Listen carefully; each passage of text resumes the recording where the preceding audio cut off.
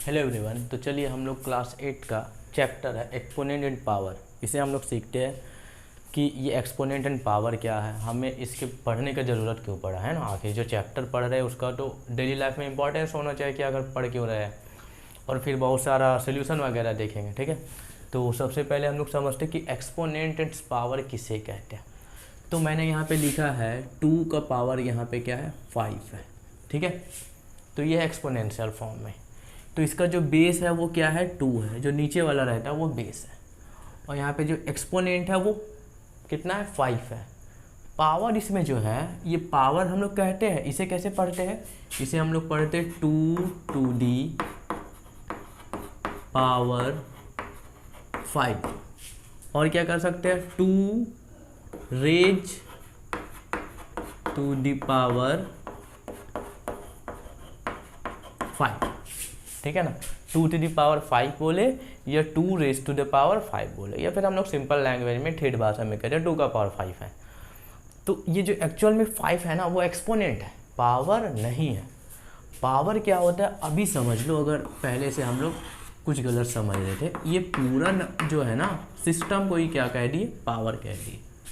ये पूरा को 2 का पावर जो 5 है ये पूरा को पावर कहते हैं।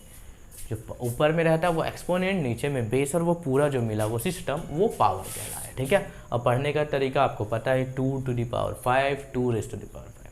तो इसी प्रकार के नंबर्स को हम लोग पढ़ेंगे। अच्छा, इसे पढ़ने का ज़रूरत क्यों पड़ा, बात ये है। ठीक है, तो इसे पढ़ने की ज़रूरत इसलिए पड़ा क्योंकि मास ऑफ द अर्थ जो है भाई इतना किलोग्राम है। भाई इतना तो मुझे पढ़ने नहीं आता है ना, इतना सारा कैसे पढ़े 5 9 7 0 0 0 0 0। अब मास ऑफ द सन इससे भी बड़ा होगा, मास सन तो बहुत बड़ा होता है उससे। तो 19891000000000। तो भाई इस प्रकार के नंबर्स को, इतना बड़ा बड़ा लार्ज नंबर्स को, और बहुत छोटा छोटा नंबर्स को भी है ना, जैसे कि 0.000000002189, कुछ भी मान लीजिए कोई माइक्रो ऑर्गेनिज्म है छोटा छोटा, है ना। तो वो सबको स्टडी करने का उसका जो साइज होता है वो बहुत छोटा होता है ना, मीटर में है या सेंटीमीटर में जो भी। तो इसको रीड करने के लिए हम लोग laws of exponent exponent and power इस चैप्टर को पढ़ते हैं कि हम लोग ईजिली इसे पढ़ ले, ईजिली इसे लिख ले, और इजीली हम लोग कंपेयर कर ले, बड़ा बड़ा नंबर्स को क्या कर ले हम लोग कंपेयर कर ले। तो क्लियर हुई बात कि हमें इसे पढ़ने की ज़रूरत क्यों है, बिकॉज ऑफ दिस, बड़ा बड़ा नंबर को पढ़ने के लिए, लिखने के लिए, कंपेयर करने के लिए। तो क्लियर है। अब हम लोग क्या करेंगे ना, लॉज ऑफ एक्सपोनेंट पढ़ेंगे, यही मेन चीज़ है, यही इसका बेस है। इसी लॉ के अनुसार हम लोग जितना सारा क्वेश्चन है वो, तो लॉज ऑफ एक्सपोनेंट देख लेते हैं हम लोग जल्दी से, और फिर हम लोग क्वेश्चन सॉल्व करेंगे। क्या है, let a by b be any rational number and m and n be any integers. अब रैशनल नंबर क्या होता है भाई, जो p/q के फॉर्मेट का होता है, हम लोग पढ़े चैप्टर 1 में।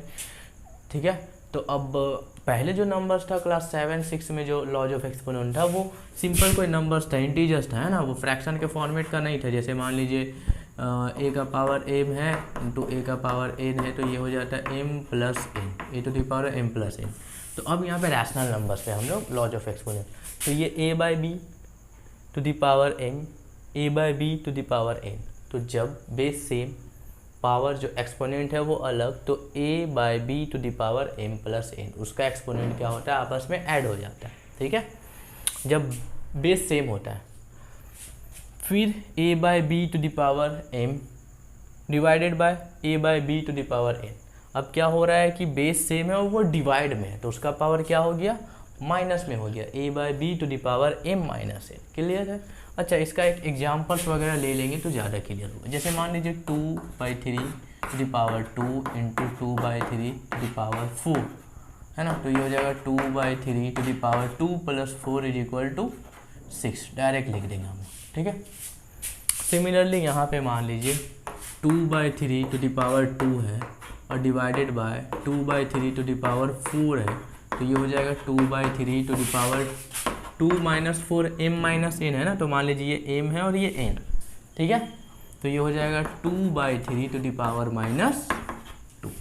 क्लियर।